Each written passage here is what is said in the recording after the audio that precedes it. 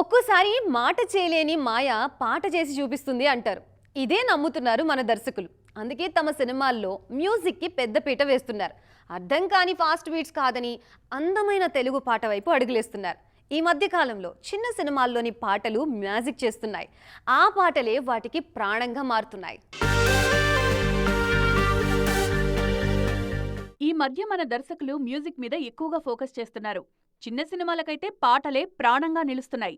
తాజాగా శ్రీనివాస మంగాపురం నుంచి విడుదలైన 3 పాటలకు ఫుల్ పాజిటివ్ రెస్పాన్స్ వస్తోంది. జయకృష్ణ, రషా తడాని పరిచయమవుతున్న ఈ చిత్రాన్ని అజయ్ భూపతి తెరకెక్కిస్తున్నారు. తాజాగా విడుదలైన గుండె పేలిపోతుందే పాట కూడా అదే మ్యాజిక్ చేస్తోంది. బేబీ ఫేమ్, ఆనంద్ దేవరకొండ, వైష్ణవి చైతన్య జంటగా ఆదిత్య హాసన్ తెరకెక్కిస్తోన్న ఎపిక్ సినిమాలో పాటలు ఆకట్టుకుంటున్నాయి.